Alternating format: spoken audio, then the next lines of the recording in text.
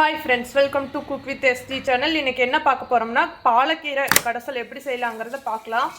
அதுக்காக கீரையை கட் பண்ணி 2 கட்டு கீரை எடுத்துருக்கோம். இன்றைக்கி 2 கட்டு கீரையும் கட் பண்ணி எடுத்து 2 டைம் தண்ணியில் அலாசி எடுத்து வச்சுருக்கோம். இதை இப்போ வேக வச்சு எடுத்துக்கலாம்.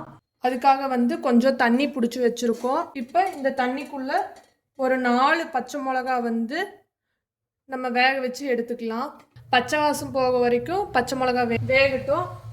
கீரையை நம்ம ஆட் பண்ணிக்கலாம். இப்போ நம்மளுக்கு பச்சை மிளகா கொஞ்சம் வெந்துருச்சு. இதோட நம்ம கட் பண்ணி வச்ச பாலக்கீரையை போட்டு வேக வச்சு எடுத்துக்கலாம். இப்போ நம்ம கீரை உள்ள போட்டாச்சு. நல்லா மிக்ஸ் பண்ணிக்கலாம்.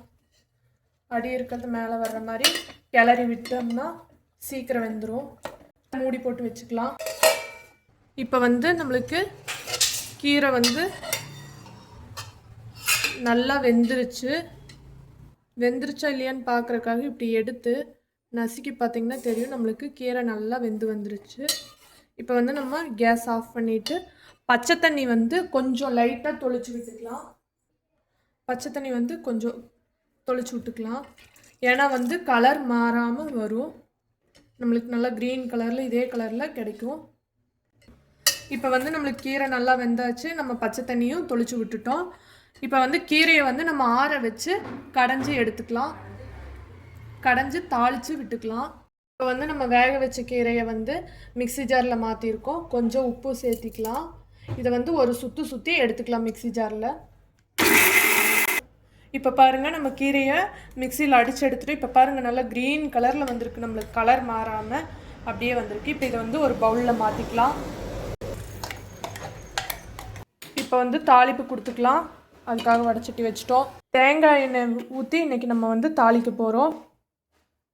அதுக்காக கொஞ்சம் தேங்காய் எண்ணெய், ஜீரகம், ஒரு வரமிளகா, சின்ன வெங்காயம் பாருங்கள் பொடி பொடியாக நம்ம கட் பண்ணி வச்சுருக்கோம்.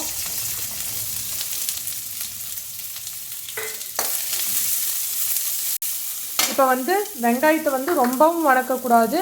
ஒரு கண்ணாடி பதத்துக்கு வணக்கி எடுத்துக்கலாம். கீரைக்கு உப்பு போட்டோம். இப்போ வெங்காயத்துக்கு அளவாக உப்பு வணக்கி கீரையோடு எடுத்து கொட்டிக்கலாம். இப்போ வெங்காயம் தாளிச்சு ரெடி ஆயாச்சு. அடுத்து கீரையோடு ஆட் பண்ணிக்கலாம்.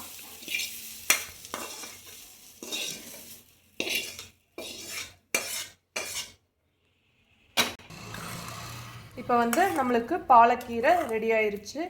இந்த மாதிரி வீட்டில் ஒரு டைம் செஞ்சு சாப்பிட்டு பார்த்துட்டு கமெண்ட்டில் சொல்லுங்கள். Thank you friends.